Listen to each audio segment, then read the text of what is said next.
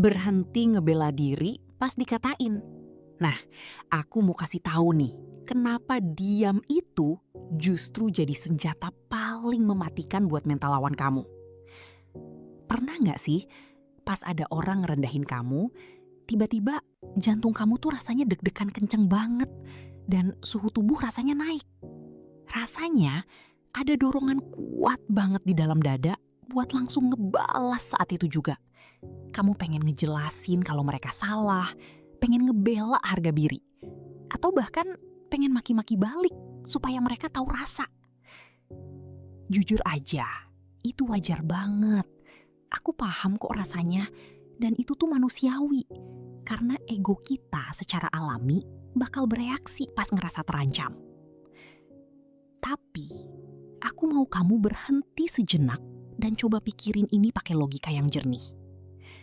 Sadar nggak sih, kalau pas kamu mulai meledak-ledak atau sibuk ngebela diri panjang lebar, kamu sebenarnya lagi ngasih makan ke orang yang ngerendahin kamu itu.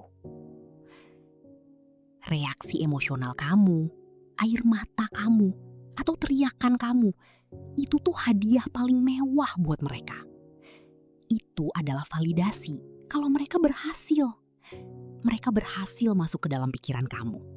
Mereka berhasil ngacak-ngacak kedamaian kamu. Dan yang paling parah, mereka berhasil bikin kamu kehilangan kendali atas diri kamu sendiri. Di titik itu, mereka yang pegang kendalinya, bukan kamu lagi. Kita sering banget ngerasa baper atau terlalu peduli sama omongan orang. Karena kita menganggap opini mereka itu penting.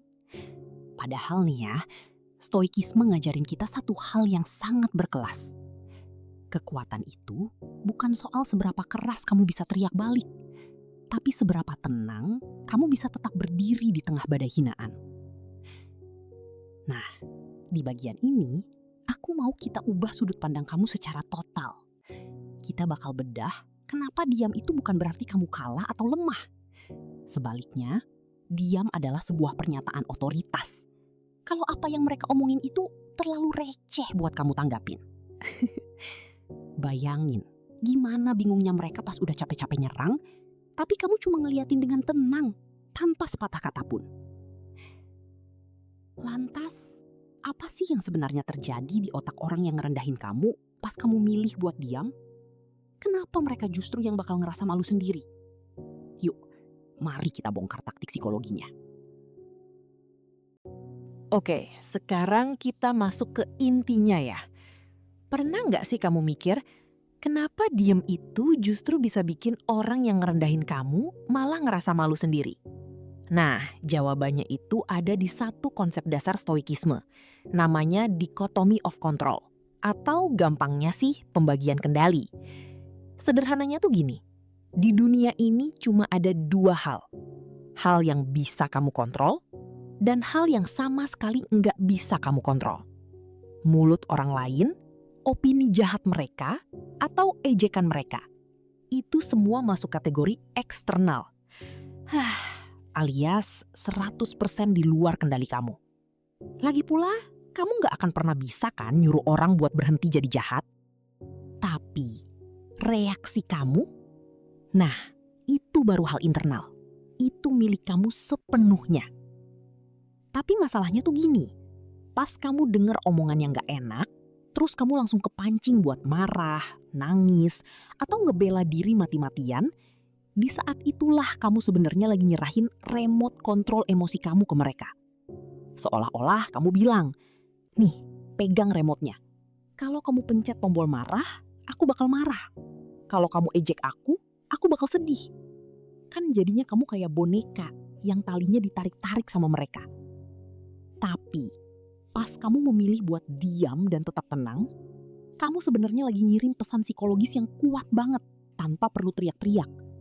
Kamu tuh lagi bilang kalau omongan kamu itu nggak relevan buat aku. Secara psikologis ya, orang yang suka ngerendahin itu biasanya lagi nyari makan. Mereka butuh reaksi kamu buat ngerasa berkuasa. Mereka pengen banget lihat kamu panik atau emosi. Karena itu jadi validasi buat mereka kalau mereka itu menang. Tapi, begitu kamu diam, kamu sedang memutus sirkuit kesenangan mereka. Umpan mereka nggak dimakan sama sekali. Akhirnya apa? Ya mereka bakal ngerasa aneh sendiri. Kayak orang yang lagi mukul tembok, tapi temboknya nggak gerak sedikit pun. Malah tangan mereka yang sakit. Rasa malu itu muncul pas mereka sadar kalau usaha mereka buat jatuhin kamu itu sia-sia. Dan mereka kelihatan konyol karena berjuang sendirian cuma buat nyari perhatian kamu. Tapi aku tahu kok, nahan diri buat nggak ngegas itu susahnya minta ampun. Apalagi kalau ego kita udah kesenggol. Jadi, gimana sih caranya biar kita nggak cuma diam, tapi juga tetap bisa menang secara mental tanpa harus ngeluarin urat leher? Nah, kita bakal bedah langkah praktisnya di bagian selanjutnya ya. Nah, ini dia nih, bagian yang bener-bener paling kamu tunggu. Aku mau kasih tahu kamu satu taktik yang super simple. Tapi percaya deh, efeknya bisa bikin lawan bicara kamu kena mental seketika saat mereka mencoba buat menjatuhkan kamu. Langkah pertama, taktik jeda 3 detik. Pas mereka baru aja selesai ngomong hal yang merendahkan kamu, please jangan langsung disambar. Jangan langsung membela diri, apalagi marah. Diem dulu. Hitung pelan-pelan dalam hati. 1, 2, 3. Jadi gini, di dalam dunia psikologi, keheningan itu seringkali jauh lebih mengintimidasi daripada teriakan loh. Dengan memberi jeda 3 detik, kamu sebenarnya lagi menciptakan ruang canggung. Mereka yang tadinya berharap kamu bakal meledak atau kelihatan sedih, malah bakal merasa aneh sendiri karena nggak dapet reaksi apa-apa dari kamu. Nah, biasanya di detik ketiga, mereka bakal mulai merasa salah tingkah sendiri. Langkah kedua, tatap matanya dengan ekspresi yang datar. Sambil kamu menghitung 3 detik tadi, pastiin kamu tatap mata mereka ya. Tapi ingat, jangan tatap dengan kemarahan dan jangan juga dengan tatapan sedih. Gunakan ekspresi yang paling flat, seolah-olah kamu itu lagi ngeliat tembok atau benda mati aja. Ini penting banget, karena itu menunjukkan dominasi mental kamu. Kamu lagi ngirim pesan tanpa suara kalau kata-kata kamu itu nggak punya power apa-apa buat ngerusak kedamaian aku. Langkah ketiga, gunakan kalimat pembalik keadaan. Setelah jeda dan tatapan itu tadi, tanyakan satu kalimat pendek aja dengan nada suara yang sangat tenang. Kamu udah selesai? Hanya itu, nggak perlu ditambahin embel-embel atau penjelasan lain. Setelah kamu nanya gitu, jangan nunggu jawaban mereka terlalu lama. Langsung lanjutin aktivitasmu lagi.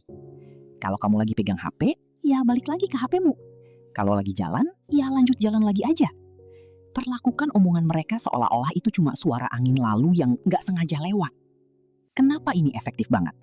Ya karena kamu baru saja memindahkan fokus pembicaraannya. Tadinya mereka mau bikin pembicaraan itu fokus ke kesalahan atau kekurangan kamu. Tapi dengan taktik ini, kamu ngerubah sorotan lampunya ke ketidaksopanan mereka sendiri. Kamu nggak perlu turun ke level mereka. Malah sebaliknya, kamu narik mereka buat sadar kalau perilaku mereka itu kekanak-kanakan. Tapi pertanyaannya, gimana kalau orang ini adalah tipe yang benar-benar nggak tahu malu dan terus-terusan nyerang meskipun kamu udah diem? Ternyata ada satu rahasia besar di balik kekuatan diam yang belum banyak orang tahu. Terutama soal gimana cara kita menjaga api di dalam diri supaya nggak ikut padam. Nah, rahasia buat menjaga api di dalam diri kamu supaya nggak gampang padam, itu sebenarnya sederhana banget. Kamu harus benar-benar sadar kalau nilai diri kamu itu mutlak milik kamu sendiri. Nilai kamu nggak ditentukan sama lidah orang lain. Apalagi sama mereka yang cuma bisa ngerendahin tanpa tahu perjuangan kamu yang sebenarnya.